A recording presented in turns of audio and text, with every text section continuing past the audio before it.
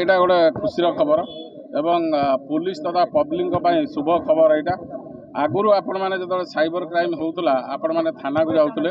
ଏଇଟା not only cyber crime, ଏଇଟା ଅର୍ଥନୈତିକ ଅପରାଧ ଯେଉଁ ରହିଲା ସବୁ ଆମର ଚିଟିଂ ହେଉ, ଚିଟଫଣ୍ଡ ହେଉ, OPIDରେ ହେଉ, ଆମର ସାଇବର କ୍ରାଇମ୍ରେ ଯେଉଁ ରହିଲା ବିଭିନ୍ନ ଅଫେନ୍ସ ରହିଲା ରିଗାର୍ଡ଼ିଂ ଆପଣଙ୍କର ସାଇବର ଠକେଇ ହେଉ, ସାଇବର ଫ୍ରଡ୍ ଯେଉଁଟା କୁହାହେଉଛି କି ହେଡ୍ ପୋଷ୍ଟିଂ ହେଉ କିମ୍ବା ଏ ଯେଉଁ ସୋସିଆଲ ମିଡ଼ିଆରେ ଏବ୍ୟୁଜ୍ ହେଉ, ତାହା କରିବା ସହିତ କିଛି କ୍ରାଇମ୍ ଏଗେନ୍ଷ୍ଟ ଓମେନ୍ ସେଗୁଡ଼ା ବି ଥାନା ଇନଭେଷ୍ଟିଗେସନ୍ କରିବ।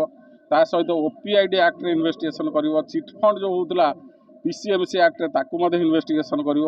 ତେଣୁ ମୋଟ ଉପରେ ଖାଲି ସାଇବର କ୍ରାଇମ୍ ନୁହେଁ, ତା ସହିତ ଅର୍ଥନୈତିକ ଅପରାଧ ଯେଉଁ ହେଉଛି ସେଗୁଡ଼ା ମଧ୍ୟ ଇନଭେଷ୍ଟିଗେସନ୍ କରିବ।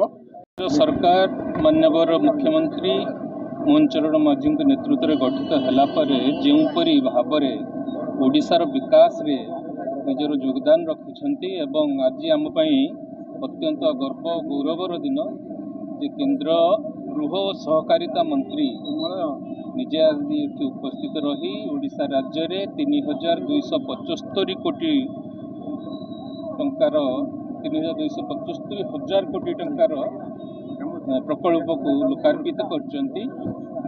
ସେଥିମଧ୍ୟରେ ବଡ଼ମ୍ବା ଚିନି କଳର ପୁନରୁଦ୍ଧାର କରାଯାଉଛି ଏବଂ ପାରାଦୀପରେ ସଲଫ୍ୟୁରିକ୍ ଏସିଡ୍ର ପ୍ଲାଣ୍ଟ କରାଯାଇଛି। ବିଭିନ୍ନ ପ୍ରକଳ୍ପ ସବୁ। ଆଉ ଆଜି ଯେଉଁଠି ଆମେ ଉପସ୍ଥିତ ଅଛନ୍ତି, ଆଜି ଯେଉଁପରି ଭାବରେ ସାଇବର କ୍ରାଇମ୍ସ ହେଉଛି, AIକୁ ୟୁଜ୍ କରି ଫେକ୍ ଭିଡ଼ିଓ ହେଉ, ଫିସିଂ ହେଉ କିମ୍ବା ବିଭିନ୍ନ ପ୍ରକାର ଯେଉଁ କମ୍ପ୍ୟୁଟର ମାଧ୍ୟମରେ ଇଣ୍ଟରନେଟ୍ ମାଧ୍ୟମରେ ଯେଉଁ କ୍ରାଇମ୍ କରାହେଉଛି ତାକୁ ରୋକିବା ପାଇଁ ଏବଂ ଇକୋନୋମିକ୍ ଅଫେନ୍ସ ଯେଉଁ ସବୁ ରହୁଛି ତାକୁ ରୋକିବା ପାଇଁ, ତାକୁ ପ୍ରତିହତ କରିବା ପାଇଁ 20ଟି ସାଇବର ଥାନା ଓଡ଼ିଶାରେ ଆଜି ଲୋକାର୍ପିତ କରାଯାଇଛି।